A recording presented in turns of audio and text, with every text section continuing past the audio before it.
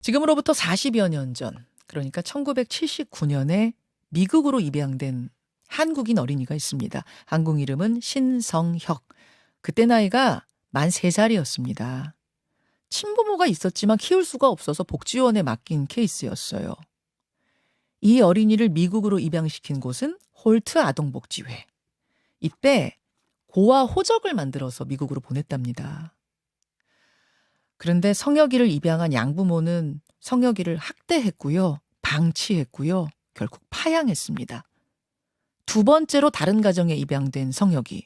하지만 두 번째 부모 역시 아이를 학대했고 결국 신성혁 군은 16살이 되던 해에 양부모에게 버려져서 노숙자 신세가 됩니다. 놀라운 건요. 그때까지 미국 시민권이 없었어요. 만료된 영주권만 들고 있는 신세라는 걸 본인은 몰랐던 겁니다.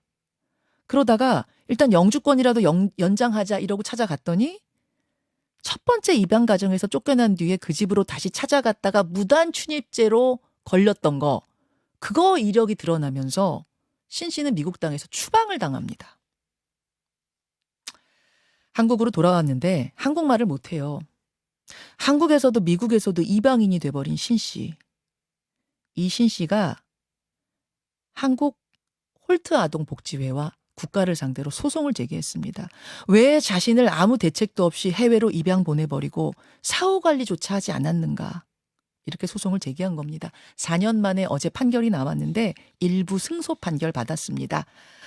자, 우리나라에서 이번 판결은 상당한 의미를 갖습니다. 왜냐면요. 지금까지 해외로 입양된 아이가 17만 명에 이르거든요.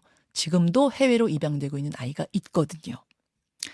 자세한 이야기 신성혁 씨의 법적 대리인 황준엽 변호사 만나보겠습니다. 황 변호사님 나와 계세요? 예, 안녕하십니까. 예. 그러니까 어제 재판이 일부 승소 판결이에요. 예, 예. 그러면은 어떤 죄는 인정하고 어떤 죄는 인정이 안 된 건가요? 예, 일단 당시 이제 입양 알선을 했던 홀트 아동복지에 대해서는 이제 인정을 했고요. 예. 국가에 대해서는 이제 책임을 인정하지 않는 판결을 내렸습니다. 네. 국가까지는 책임이 아니다? 네. 일단 신성혁 씨나 이 법적 대리인의 입장은 뭔가요? 일단 저희가 이제 신서혁 씨에게는 이제 재판 경과에 대해서는 이제 전달한 상태고 다만 아직 이제 공식적인 입장을 표명하고 계시지는 않습니다. 다만 이제 저희 대리인들은 이 국가의 책임을 전혀 인정하지 않은 것에 대해서는 상당히 유감이고요. 사실 이제 국가가 해외 입양을 계획하고 주도했고 입양 기관들의 불법 행위를 용인한 건데 국가의 책임이 없다라고 판단하는 부분이 너무 유감스럽습니다. 이 신성혁 씨 사례를 통해서 몰랐던 부분을 저도 이 인터뷰 준비하면서 많이 알았어요. 예. 그러니까 해외로 입양될 때 사실은 부모가 있는 고아들도 많거든요. 네, 뭐라고 그렇죠. 표현해야 되죠? 이거를 부모가 있는데 부모가 키울 여력이 안 돼서 복지원에 보내는 네. 경우도 많은데 네, 맞습니다. 그런 아이들의 경우도 고아라고 서류를 위조해서 뭐라고 해야 될까? 거짓으로 허위로 꾸며서 보냈다. 예. 왜 그렇게 굳이 고아 호적을 거짓으로 만들어서 보냅니까? 사실은 이게 좀 입양 절차의 간소화 측면인데요. 친생 부모가 있는 경우에는 당시 그 입양 특례법 규정에 의하더라도 예. 친생 부모의 동의가 필요했습니다. 근데 고아 호적이게 되면 예. 고아는 이제 서류상으로는 친생 부모가 없는 존재이기 때문에 친생 부모의 동의가 필요 없고 당시 이제 그 입양 알선을 주도했던 입양기관 장의 동의만으로도 이제 해입양이 가능했던 것이죠. 부모가 살아 있는 게 확인이 있는 존재면은 그 부모를 찾아가지고 사인을 받아야 되는군요. 해외로 보내도 좋다는. 예, 그렇죠. 근데 신성혁 씨 같은 경우에는 부모의 존재를 이 복지관에서 알고 있었는데 복지회에서. 예, 맞습니다. 그리고 그러면 찾으러 가라면은 찾는 게 어렵지도 않았을 텐데 왜 굳이 고하라고 했을까요? 예, 마찬가지로 그런 이제 입양의 편의를 좀 노린 거라고 저희는 생각을 하고 있습니다. 간소화. 예.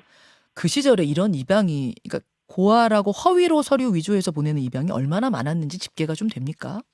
그 고아 호적으로 입양 보낸 구체적인 숫자 집계를 이제 정부에서 통계를 가지고 있지는 않은 것 같습니다. 다만 이제 최근에 이제 보고된 사례들을 보면 아주 많은 숫자의 해외 입양인들이 대부분이 이렇게 고아 호적으로 입양이 되었던 걸로 보고가 되고 있습니다. 그렇군요. 네.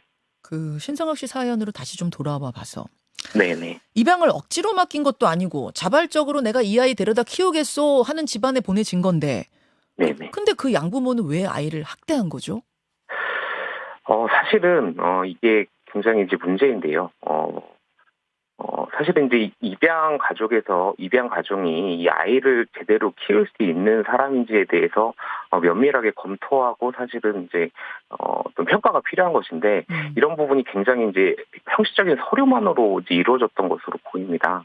그래서 사실은 이제 실제 입양을 이제 고려할 진지한 의사나 그러니까 양육을 할 수 있는 어떤 자질을 가지고 있는지 이런 부분에 대해서는 전혀 좀 검토나 어떤 평가가 이루어지지 않았기 때문에 이렇게 좀 졸속으로 이루어지고 그렇기 때문에 또 더 쉽게 파양이 되고 이렇게 된 것으로 보고 우리나라 있습니다. 같은 경우에는 아이 입양하려면 미리 좀 만나보기도 하고 대화 나누고 이런 과정이 있거든요. 적응 네. 과정처럼 서로를 알아가는 과정.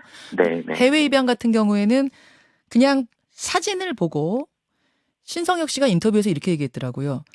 반려동물 사진 보고 너무 귀여워라고 결정하는 과정과 크게 다르지 않게 나와 누나를 패키지처럼 데려갔다. 이렇게 표현을 하셨더라고요.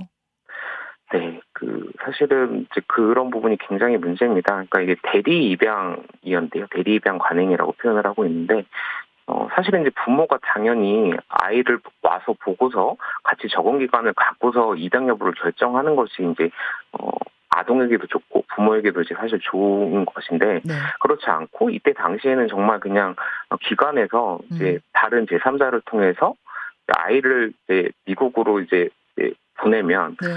거기서 전혀 이제 입양 부모가 아이를 처음 보지 않고 그냥 처음 이제 만난 아이랑 네.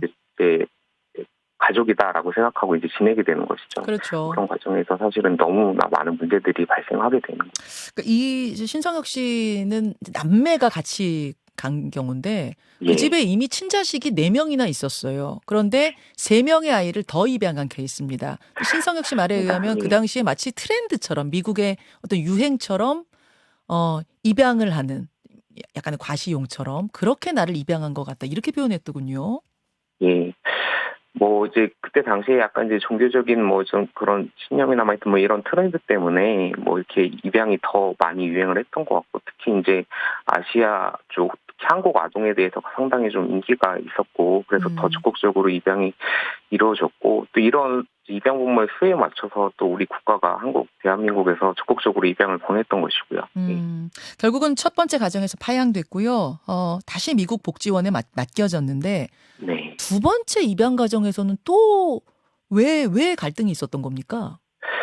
글쎄, 뭐, 갈등이라고 표현하는 게 적절한지 모르겠는데, 일방적으로 이제 학대를 당한 거죠. 그러니까 사실은, 양육할 자질도 안 되고, 양육해서도 안 되는 양부모에게 맡겨져서, 학대를 당하고, 결국은 또다시 또 파양이 된 상황에 놓이게 되셨습니다. 네. 이 신성혁 씨는, 사이코패스 같은 가정에 두 번째 입양이 됐다. 이렇게 이제 회고를 하던데, 자, 심지어 아이가 미국에 입양돼서 지금 얼마를 살았는데 시민권도 없었어요. 그걸 뒤늦게 알게 됐네요. 신성혁 씨가. 예, 맞습니다. 이게 사실은 굉장히 제도적인 문제였고 한국 정부도 이 문제점을 충분히 인지했었다라고 저희는 보고 있는데요. 조금 이제 설명을 드리면 예. 이제 IR4, 그러니까 당시 입양 아동에게 발급되는 비자가 두 가지 종류가 있는데 그 중에 하나가 이제 IR4 비자입니다. 이게 이제 미국에서 입양 아동의 출신국이 우리나라 한국이겠죠. 한국에서 입양 절차가 완전하게 완료되지 않은 이제 상태거나 또 미국 최초 입국 전까지 이제 입양 아동의 양부모 한 번도 직접 만난 적이 없는 경우에는 요 IR4 비자를 발급해 주었습니다. 요 비자는 이제 입국한 아동의 한시적인 영주권만 부여를 하고요. 또 입양 부모에게는 2년간의 임시 양육권만 부여를 합니다. 그래서 이제 2년이 경과한 후에서야 이제 입양 재판을 거쳐서 입양 절차가 완료가 되게 되고 그렇게 입양 절차가 완료가 되면 입양 부모가 별도로 시민권 취득 절차를 밟아야 했습니다. 아, 잠시만요. 조금 복잡해서. 네. 그러니까 미국 국가 입장에서도 그냥 사진만 보고 이렇게 아이를 데려왔으니 진짜 이 부모랑 아이가 잘 살지 못 살지를 본 다음에 어떤 기간을 거친 다음에 입양 재판 뭐 이런 걸 거쳐서 시민권 주겠다 이런 절차 하나 마련해 놓고 있군요. 네, 사실은 이게 입양 부모의 수요, 간소화된 어떤 입양을 좀 용이하게 하려는 이제 정책적인 측면도 있었던 걸로 저희가 알고 있고요. 제도적인 배경이. 예. 사실은 이 비자 제도가 이런 문제점이 있었습니다. 그리고 우리나라도 당연히 이 내용을 알고 있었고요. 그럼 아이를 데려간 다음에 이 부모들은 그 입양 재판이란 걸 안 거친 거예요? 예, 그렇습니다. 사실은 이걸 거쳐야 되고, 만약 그들의 선의에만 의지하지 않고 우리나라에서도 이게 적극적으로 아동의 시민권을 취득하지 못하면 얼마나 이제 어려운 처지에 놓이게 됩니까? 이런 부분을 알고 있다면 국적 취득 잘했는지 시민권 취득 잘했는지 그렇죠. 관리를 해야 되는 것이거든요. 근데 이런 부분은 전혀 하지 않았습니다. 그래서 두 번째 부모 만나고 그 한참을 사는 동안에 이 아이한테는 시민권이 없었던 거예요. 없었던 네. 겁니다. 이런 드라마 같은 일이 벌어지는 동안에 그럼 아이를 입양 보낸 기관에서는 뭐 국가는 차치하고 아이를 입양 보낸 홀트 아동복지회에선 전혀 몰랐어요. 전혀 신경 안 썼어요? 예, 없었죠. 예, 없었습니다. 저희가 알고 있죠. 그냥 보내면 끝이에요? 예, 사실 그런 부분을 저희가 문제 지적을 했던 부분이고, 법원에서도 이번에 전혀 그렇게 보호무를 전혀 이행한 바가 없다라는 부분을 확인을 해주었습니다. 지금 청취자 질문이 들어오는데, 네. 이렇게 아이를 보내고 나서 혹시 기관에 떨어지는 수입 같은 게 있는 것인가? 궁금해들 하세요. 사실 이 사건 당사자가 얼마의 이제 수수료를 받고 이제 입양이 되었고 이런 부분에 대해서는 재판 과정에서 밝히는 데 좀 한계가 있었습니다. 다만 저희가 이제 국가기록원에서 이제 확인한 당시에 어떤 정부 보건사회부 자료에 따르면 예. 입양 기관들이 이제 사실은 이제 입양 과정에서 막대한 이제 어떤 입양 수수료를 받고 이런 부분에 있어서 좀 문제가 되니 시정을 하라라는 좀 문건들이 많이 좀 발견이 되거든요. 그럼 그 얘기는 수수료를 받는다는 이야기죠? 아이 한 명 보낼 때마다. 그렇습니다. 예, 입양 수수료를 받고 있습니다. 83년 기준으로 했을 때 제가 찾아보니까 1983년 기준으로 수수료 $1,450에서 많이 낸 경우에는 $3,500를 낸 케이스도 있었다. 이런 조사는 있더군요. 네, 맞습니다. 하지만 이제 이런 반론도 가능합니다. 아니 그래도 한국의 복지원, 한국의 고아원에서 크는 것보다 선진국으로 입양 가서 가정을 가지고 크는 게 그 아이 입장에선 더 좋았을 수도 있지 않느냐? 그래서 성공한 사례들도 있지 않느냐? 이건 어떻게 보세요?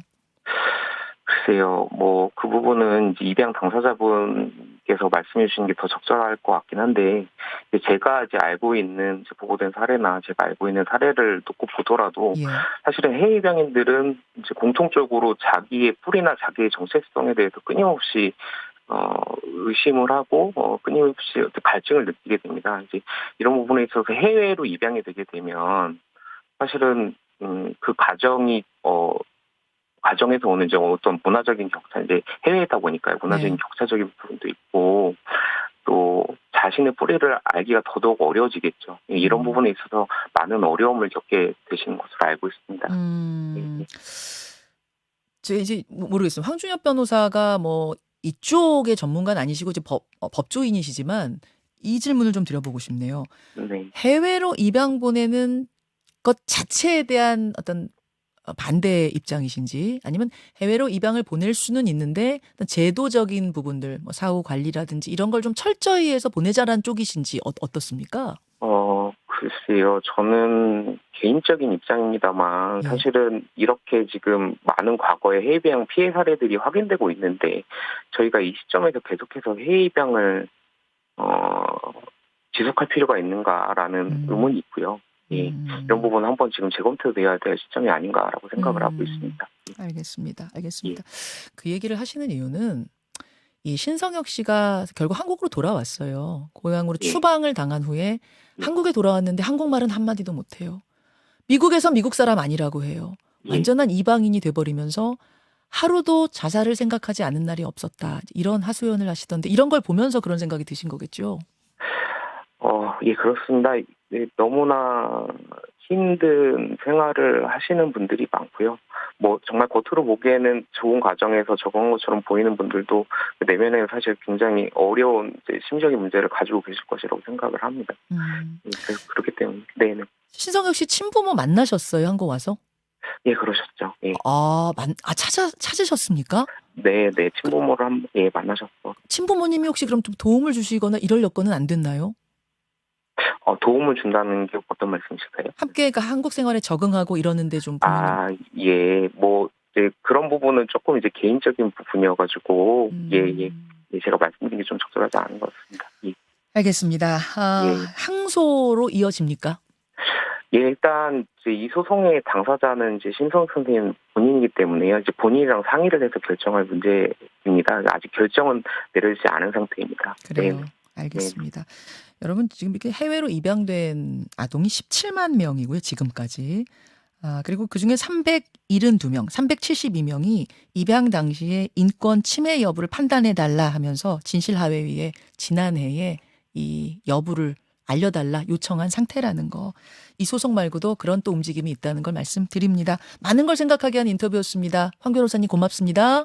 예, 감사합니다. 김현정의 뉴스쇼는 시청자 여러분의 참여를 기다립니다. 구독과 좋아요, 댓글 잊지 않으셨죠?